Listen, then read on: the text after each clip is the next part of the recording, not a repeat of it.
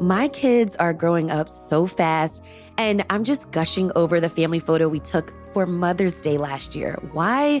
Because the photo sits right on my work desk in a sleek black picture frame from FrameBridge. It perfectly accents the blue and white outfits we're wearing in the photo. FrameBridge makes it easy and affordable to custom frame just about anything. And looking at the other many photos in my phone, I can't wait to frame more memories. FrameBridge has a curated selection of frame styles and design experts to make it fun and easy to choose the perfect frame for your piece. Shipping is fast and free on orders over $100. Visit FrameBridge or your local FrameBridge store at 113 South 18th Street or order online at framebridge.com.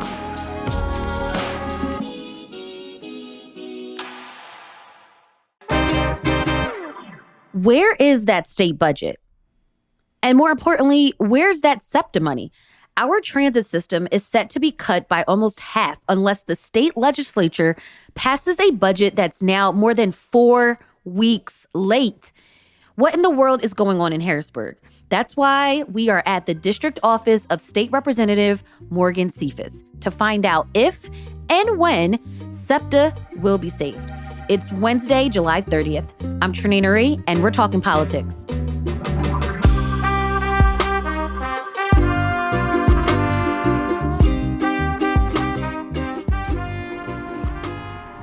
Hey, it's Trenae, and Matt and I are in Overbrook Park today. We're actually outside of State Representative Morgan Cephas's office on Haverford Avenue. Before we get into today's weekly politics episode, I want to talk about why I love what I do here at CityCast Philly and why I'm asking you to support it, which you can do right now at membership.citycast.fm.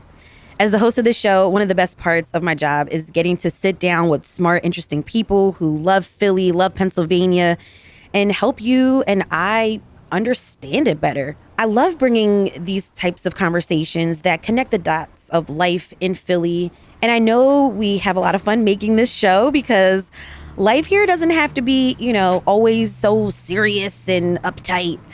But I really enjoy those conversations about the in-between moments, that surprise and delight and stories that inspire us. Whether it's celebrating the quirky people and places that make Philly unique or uncovering hidden gems that we didn't know were right in our backyards. We are here. CityCast Philly is here to bring moments of joy alongside the knowledge that keeps us engaged and connected. So at this time when, we're reading national headlines that often can feel uninspiring and just a little miserable or just dreadful, honestly, I invite you to take local action today and become a CityCast Philly neighbor at membership.citycast.fm. Your support ensures that we get to continue to make the show and to share news and information that inspires, delights, and engages all of us. I'm Matt Katz. I'm the executive producer here at CityCast Philly, and I'm joining Trenae out in far West Philly today because part of what we do is go to all corners of Philadelphia to bring you interviews and conversations that matter to the community. So if that means something to you, if you appreciate this kind of work and believe local news is important and needs to be sustained, I hope you join us. Membership.citycast.fm. And thanks to everyone who's so far become a CityCast Philly neighbor. We appreciate you. All right. Let's get on to the show. So we are in your office in the Overbrook Park section, more than a month after a state budget was set to get into effect. We still don't have a state budget. We still don't have millions of dollars we need for SEPTA. And yet lawmakers are in their home districts right now, as opposed to being in Harrisburg, fighting through this and trying to get this money approved. What's going on? So that is a great question. As you know, each year we are scheduled to pass a state budget similar to other levels of government. June 30th is our deadline. And as you just stated, we've missed it. We're literally going on 4 weeks in this moment. And there's a series of challenges that presents. That means school districts aren't able to budget. Nonprofit, like our food banks, like our maternal health organizations aren't essentially able to budget into the next year because they don't know, what their line items are going to be. And when we talk about SEPTA, our transit system here in the Southeast, they are not able to anticipate what they're getting from the state either. And as a direct result, they themselves have to pass a budget, which they've done a couple of weeks back. But they passed a budget without the funding that we're anticipating securing with a long-term strategy. And our system is short roughly around $240 million. So they essentially have to cover that hole. And the way that they're doing it is by eliminating bus services. Now, House Democrats, we are in the majority. We're in the majority of one. We like to say we're a humble majority, but we're a very effective majority. We're able to keep the collective 102 together. And collectively, because it's not just SEPTA that is experiencing this shortfall, but it's also the Pittsburgh transit system. It's the Lehigh Valley. It's the Westmoreland. There's a series of mass transit systems across the Commonwealth of Pennsylvania that are experiencing a shortfall and anticipating this long-term funding strategy. So we collectively have passed legislation out of the Democratic-controlled House chamber to fund mass transit and to fund SEPTA with a long-term funding strategy. It now sits dormant over in the Republican Senate. And it's not as if the Republicans over there don't have mass transit in their backyards. They absolutely do. We have a Republican that's in the Northeast, Senator Picozzi. We have 2 Republicans in Bucks County that each have SEPTA as a footprint in their individual districts, but they are not acting. So we're essentially at a standstill right now and doing all that we can as Democrats before that August 24th deadline, which is when SEPTA has to enact the elimination of those routes. So we are still working, still, fighting and urging the Senate to, quite frankly, do their jobs, because that's not what they're doing in this moment. You're the chair of the Philadelphia delegation in the State House. Why is this happening, and how did we even get here? So I will, again, be quite frank. It is the inaction of Senate Republicans not knowing or understanding what their constituents want to see in this moment. Again, House Democrats, as the Philadelphia delegation chair, adamant about several key issues when it comes to our budget. Again, for example, education funding. We have been underfunded for decades in the city of Philadelphia, which is one of the reasons why it's a top priority. So we've passed a budget out of the Democratic House to ensure we had increased funding in education. When it comes to the minimum wage, Pennsylvania is still $7.25. Still at $7.25. Yeah. When we look at West Virginia, New York, Ohio, New Jersey, Delaware, all the states around us have increased their minimum wage. And this is the 16th anniversary that we are still stuck at $7.25. So House Democrats, again, led the charge in moving a minimum wage bill out of the House of Representatives. It unfortunately is the Republicans that don't seem to understand that the urgency is now, particularly when you look at what's happening on the federal level by way of Medicaid, Medicare, and SNAP cuts that will have an impact in our urban centers, but will have even more a detrimental impact in our rural areas. So Republicans need to come back to work. They've not been at work for several weeks, and our entire budget package, which is roughly around seven different bills, are just sitting there being negotiated with our House leadership. But again, we've been constantly at work. It's the Republicans that refuse to come to the table and actually understand the needs of Pennsylvanians to actually get a budget done. Is it all on them? How does it actually work? Do y'all have conversations across the hall? How does it work? Right. So essentially, our leadership in the House Democrats, because we are the majority in the House of Representatives, then have conversations and meetings with the leadership of the Republican Senate majority. They come together on what is the spend number. Governor Shapiro looked to spend $51.5 billion. And again, that's to fund multitude of things. Again, education, affordable housing, public safety. He also has proposed, and we have passed, revenue generating measures. So when you think of recreational marijuana, because we have to find ways to generate revenue in Pennsylvania or it'll affect our bond rating. So we've passed recreational marijuana, we've passed, which would get us close to $1.3 billion in revenue in our state. We've passed, again, a $15 minimum wage increase, which will generate $16.2 million in revenue. There's this idea about legalizing and regulating skill games, which would generate close to $240 million worth of revenue. So not only did we pass a general appropriations bill that identifies where the dollars go, but we also passed legislation to get our state to a point where we're generating new revenue. And essentially, us passing these bills out of the House of Representatives, we then go to the table with the Republicans to see what are their priorities. We've listed out our priorities. We got them out of our chamber. Now the Republicans have to state what their priorities are and get their majority together to pass legislation to get to the governor's desk. And that's essentially how it works. You come to the table. You identify how much you want to spend. So the governor proposed $51.5 billion. We passed a package of $50.5 billion, and now we're waiting on the Republicans to see what it is that they want. So even when we passed, So they haven't told you what they want. they have not explicitly said what they want or what they can get their caucus to agree to. So that's also something that has to be done in negotiating a budget, right? So if you think about it, the urban girl from West Philadelphia might want something different from the Republican that's out in Lackawanna County. But because we're both Dems, we have to understand collectively where we can meet in the middle. And that's how we're able to operate with a slim majority of 102. We have to get everyone on board with what we think that the Commonwealth of Pennsylvania, what our government should one spend, what should our government prioritize, because a budget is a moral document of what we as society care about. So we all had to collectively come together, coming from different walks of life, different lived experience, different constituents.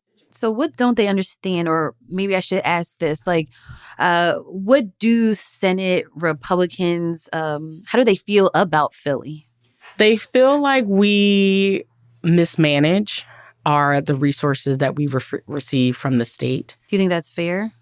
No, I do not think it's fair. I think they have their own individual experiences and they tend to read headlines coming out of their districts versus actually coming to the city of Philadelphia. There is a good chunk of senators on the Republican side over in the Senate that have not even stepped a foot in Philadelphia in the past 10 years, but they have opinions that are based on what they think their constituents want to hear.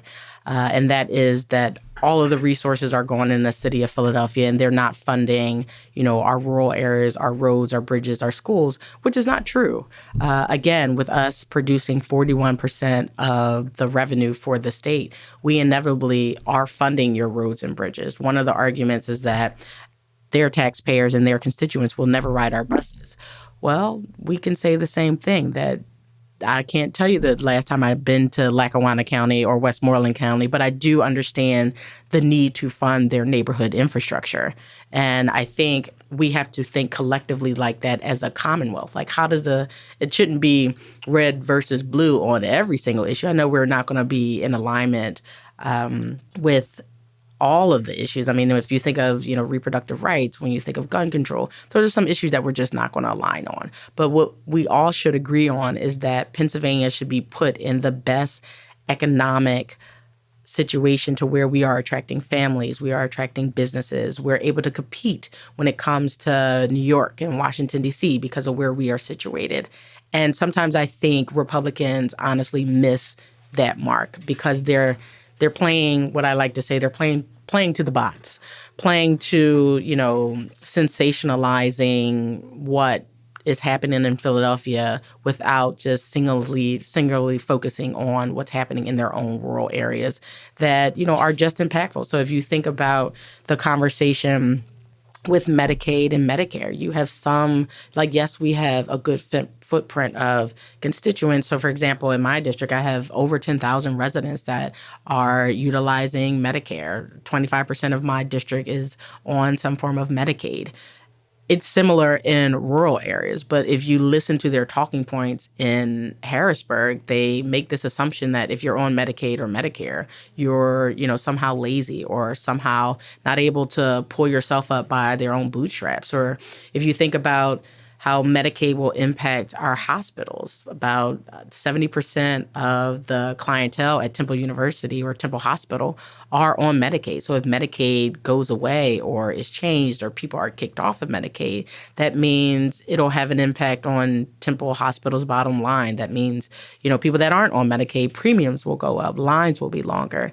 But in some rural areas, hospitals will close because 90% of their clientele are on Medicaid. So it's having a collective strategy for the Commonwealth versus bastardizing one county versus another. It's almost like, what do we collectively have in common, right? And it's, that's the definition of what a Commonwealth means. Like, what is the common good for the residents and constituents of Pennsylvania? What about the Republicans from Philly? Are they fighting for SEPTA too? They're fighting for transparency. Their focus is on transparency. There's assumption that there is fiscal mismanagement. They're concerned about the public safety on the system. They're concerned about the cleanliness of the system. But when you have an actual conversation with the general manager, who is new, I don't even think he's been in a year now. He has prioritized those issues and is not running away from those conversations. So when you're talking about transparency, they're already required to go before both city council, go before the appropriations committee on the state level. They're required by the federal government to have that level of transparency, to open their books, to talk about their budget, to have fiscal mismanagement. So that is already done. And having a direct conversation with the general manager about what Republicans want to see, he is all for it because he's already doing it. Second, when it comes to public safety, they've, hired more police officers to be on the system and to be present. They're partnering with the local police districts, again, to have the presence outside of the system to ensure residents are able to come to and from on the transit system. So much so that there's been a significant decrease on the system when it comes to criminal activity. They've also, one of the issues that were brought up was around fare evasion. They've actually purchased installations and installed barriers at different locations that have seen high rates of fare evasions, and that has come down. They've hired a clean and green strike task force to improve the system in that way. They've also tightened their belt. They've cut down on the heavy, management, the C-suite. They've cut down on that. They've done hiring freezes. They are now charging for parking where they once did not. So they're actually meeting the moment with every issue and concern that Republicans have brought up. So much so that Senator Pecosi, who's up in the Northeast, he's a new senator. He just circulated a memo to call for this additional transparency. And again, our general manager is absolutely, but what wasn't included in the memo or the bill that he's going to introduce? A long-term funding stream for SEPTA and mass transit. So we're okay with calling out the transparency, but you're not okay with actually funding the system. And why I keep bringing his name up is because a significant number of students are coming into Center City to attend the schools of, the city of Philadelphia. So if you think of Roman Catholic, if you think of a series of other schools. Even the universities, yeah. The universities. Mm-hmm. I mean, they're coming in to connect to the rest of the city of Philadelphia, similar to, West Philadelphia. Like, there was a big article in the Inquirer about the 31 that connects from City Avenue all the way to Center City.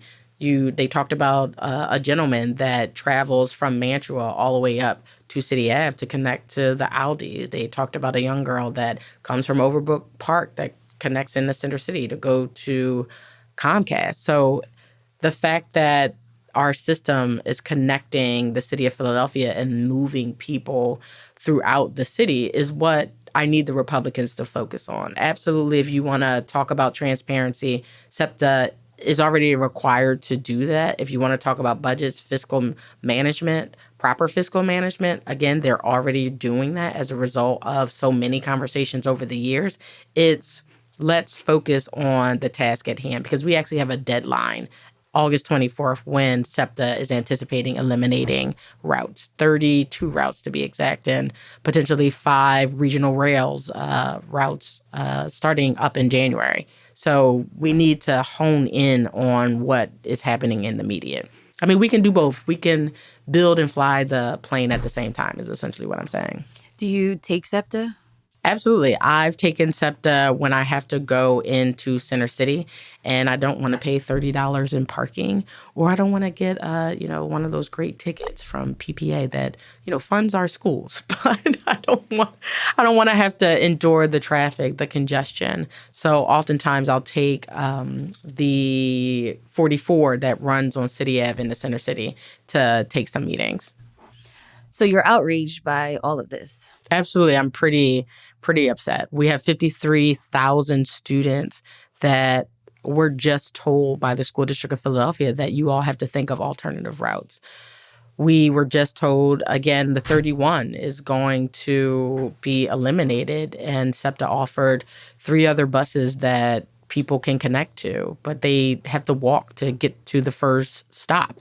They have to deal with transfers, which costs extra money. They have to deal with the initial fare. They have to which are going to be increasing as well. Absolutely. That's a part of their plan. It's a 45% elimination of routes, but then 20% of fare increases. So they're going to have to deal with that simultaneously. So I am absolutely outraged that they are not looking at transportation as a part of infrastructure across the Commonwealth of Pennsylvania. Because again, it's not just SEPTA that's experiencing this. It's like 39 different transit systems across Pennsylvania that are going to experience something similar.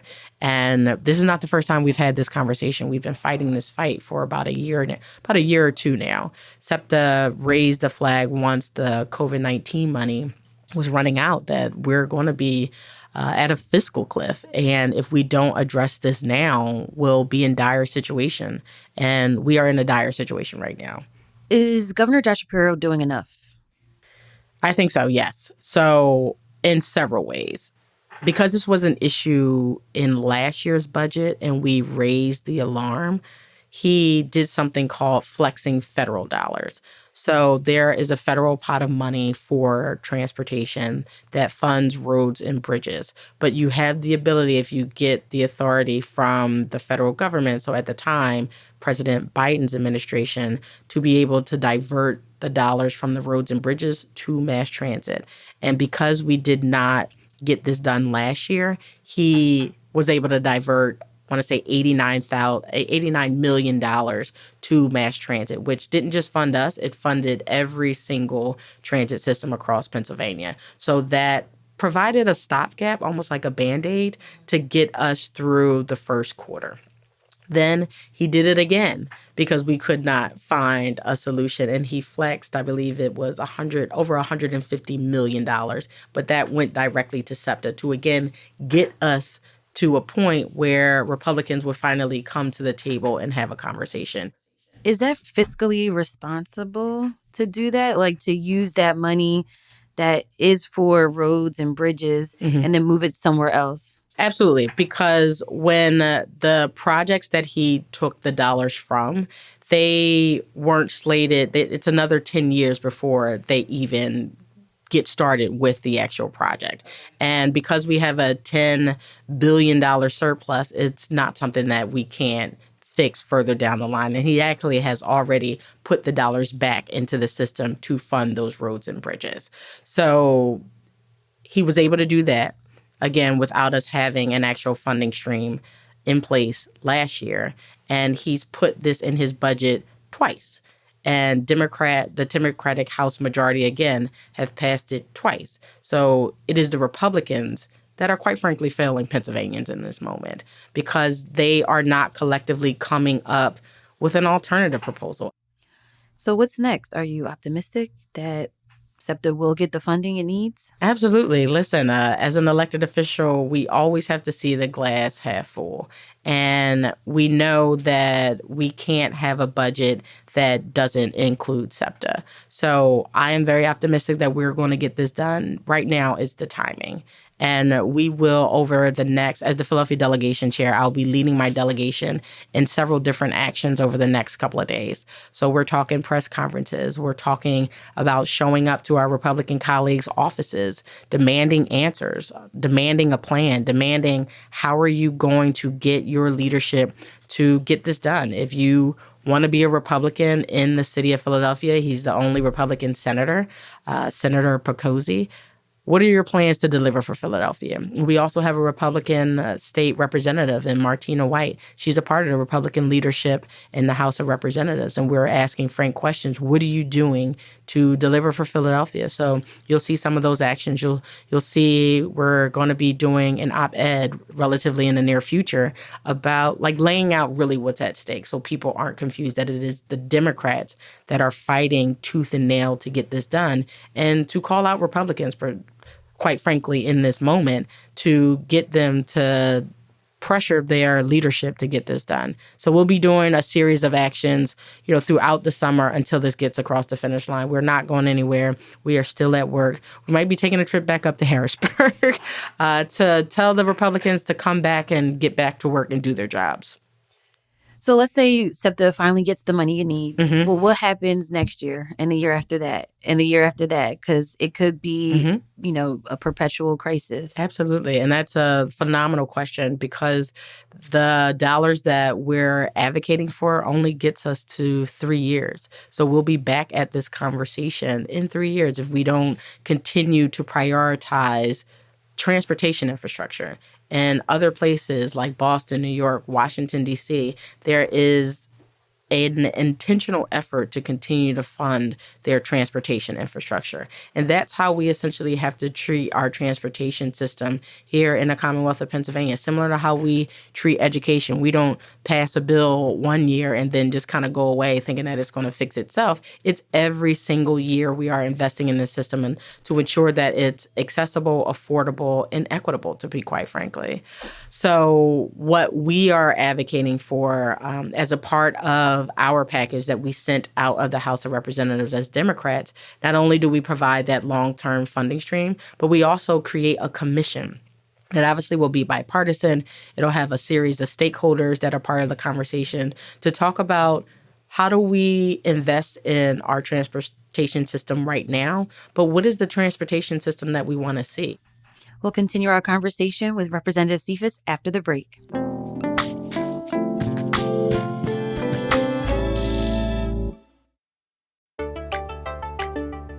Hey, it's your host, Trenae Nuri, popping in to tell you about our CityCast Philly Neighbors, our brand new membership program. We're calling it CityCast Neighbors because we've learned that people who listen to CityCast Philly are people who care deeply about this city and want to make it better. They're just the kind of neighbors the city needs. It comes with some pretty sweet benefits. CityCast Philly Neighbors gain access to ad-free podcast listening and a weekly email rounding up our best picks for what to do in Philly. Plus, we're hosting neighbors-only events like happy hours, local volunteering meetups, and other events where we explore and try to make our city better together.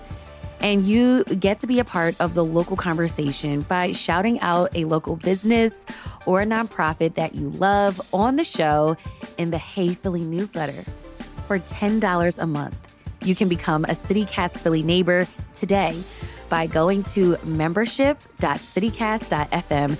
That's membership.citycast.fm. We couldn't make this show without people like you supporting it, and we're so excited for you to be a part of it. Thanks.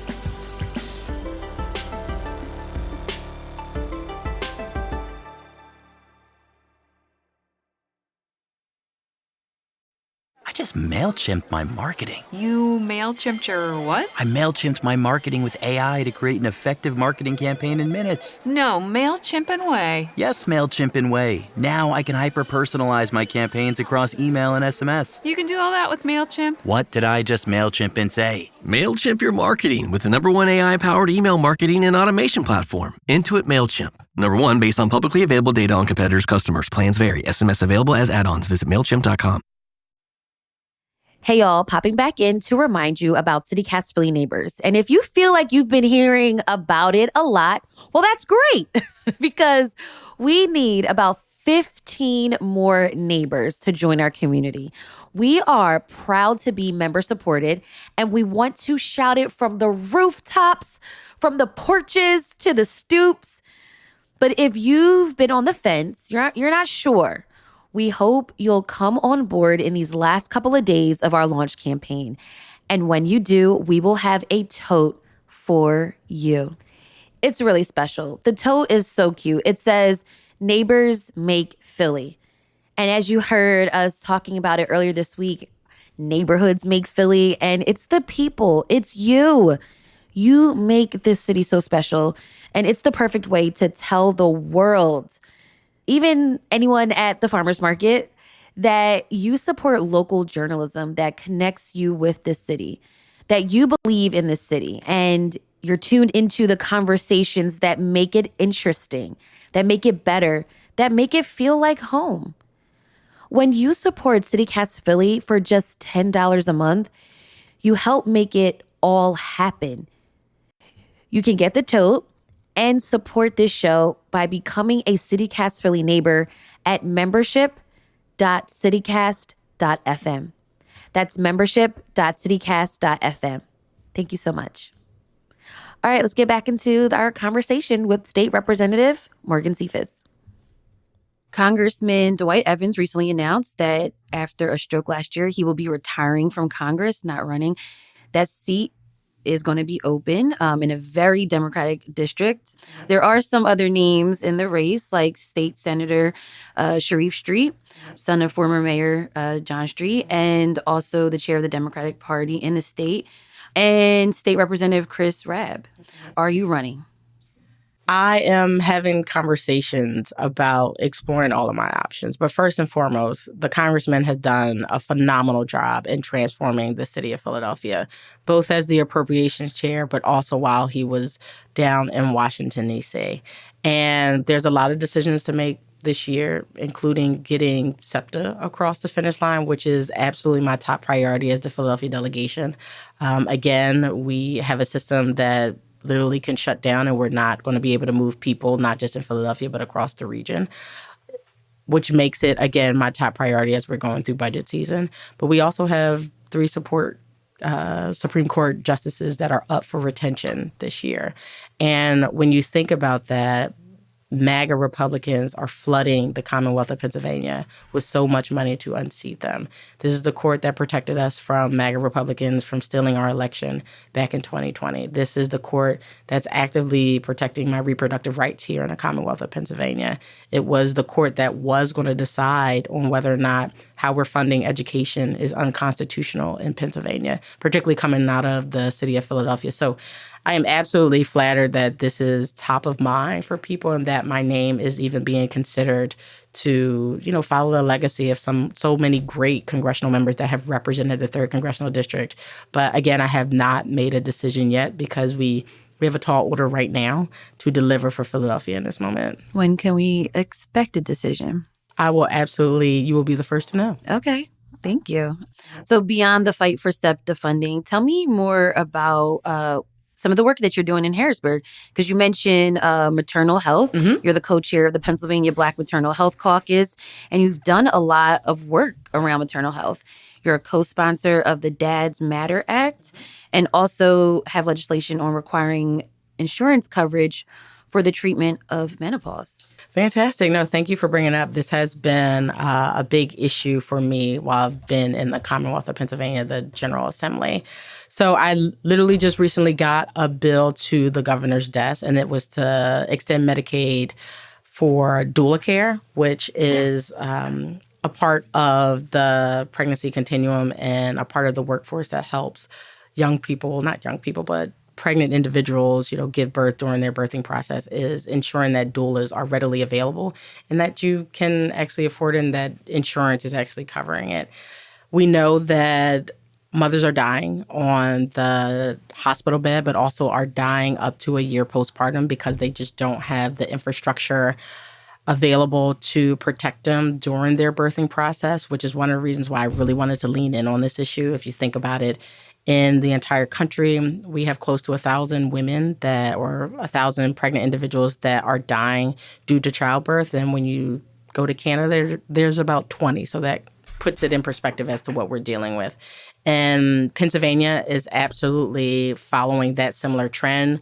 Over 100 pregnant individuals died last year due to pregnancy complications and during that postpartum period. So it's one of the reasons why I really wanted to work to tackle this issue. And you had to tackle it from different vantage points. One, you had to expand the perinatal workforce, again, which is why we're extending Medicaid for doulas and for midwives and for birthing centers. And hypothetically, you don't want to have you don't want to give birth in, a hospital, a formal hospital. You have a birthing center that you can go to. But it's also a question of, how do we get our dads? How do we get our partners, our non-birthing partners, to be a part of the conversation and to understand the birthing continuum? And that's what the Dads Matter Act is about. And what it essentially does, it educates the dad, the partner, the non-birthing parent about what the individual is going through in the process. So what's happening during the prenatal visits, what's happening during the birthing experience, what's happening during postpartum. Are you able to assess or see when they're experiencing postpartum depression? Do you know what to do? Do you know which, medical professional to call? It's really educating that person because oftentimes when the birthing individual is in the hospital giving birth, they need an advocate and they might not be able to afford a doula or a midwife. And this might be the last individual that knows them intimately, that knows them best, that needs to, be their champion in that moment, which is one of the reasons why we authored that legislation. But we've done a series of things in Pennsylvania. We've extended Medicaid up to a year postpartum because it's almost like, imagine getting kicked off your insurance after 60 days and you having to take care of yourself, take care of your child, but then also navigate the open market for insurance and having to navigate that all at the same time. So, which is one of the reasons why we wanted to extend Medicaid up to a year postpartum. We've introduced a momnibus package that included between 10 to 12 bills. I'm not going to name them all for the sake of the conversation, but it ranges from a multitude of different things. Again, the Dads Matter Act, doula care, it deals with postpartum depression, a series of different things. And, we've been able to be extremely successful because we're having the conversation in Pennsylvania. So it's not just about, reproductive rights being, access to abortion care. It's how do you ensure that you're, coming out of alive after you've gone through your birthing experience and have the resources and the infrastructure around you to ensure that, you're able to thrive. So that has been a significant issue for me. Menopause and perimenopause. Had a random conversation at a event one day, and I got the question, what is Pennsylvania doing about menopause?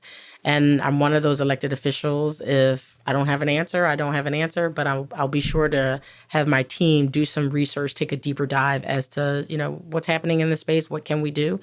I turned 40 last year, so I'm learning perimenopause is absolutely something I should be thinking about. So teamed up with one of my colleagues and did some research, and we saw that Holly Berry is actually going around the country from state chambers, as well as she was on the Hill last year. But that was before when we had the Biden administration, when they were more receptive to having a conversation about menopause. But she's done some advocacy around the issue. And as a result, we've come up with 3 different legislative proposals, similar to pregnancy accommodations in the workplace. We're doing that for someone that is experiencing menopause. So that's been some of my health equity work that I've been working on throughout my career. Okay. after all those priorities, which it sounds like you're really It's a passionate lot, about. Yeah. I actually used to live down the street, and one of my In Overbrook Park? favorite, I guess it would be Overbrook Farms. Okay, Overbrook I don't know. Closer to St. Joe's University. Yeah. One of my favorite events, and my team probably has heard me say this, but it's the Overbrook Night Market. You go to the Overbrook Night I love it. I love eating the corn.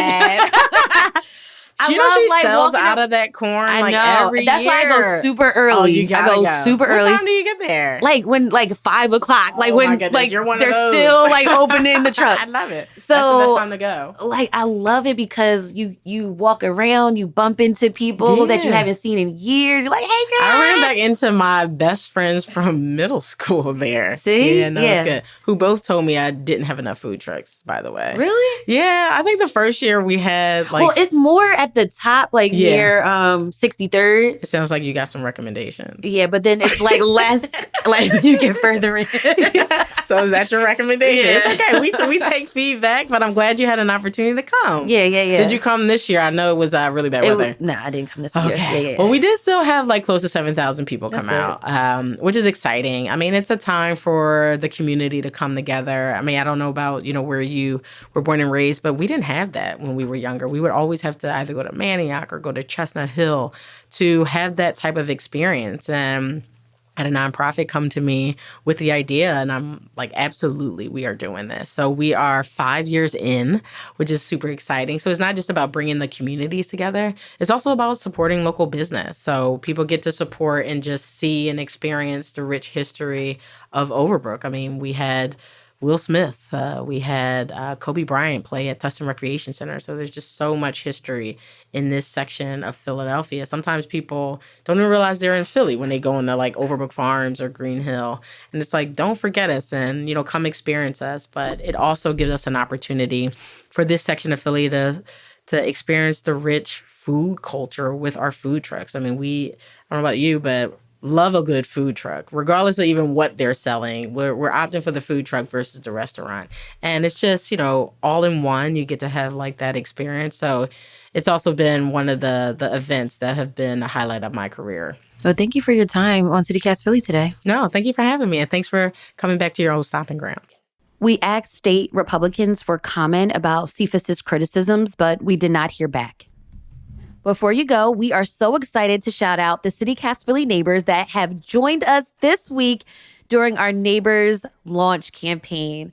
Big thank you to Aaron, May, and May says this: with journalism under threat, citizens need to be informed more than ever. Support local news.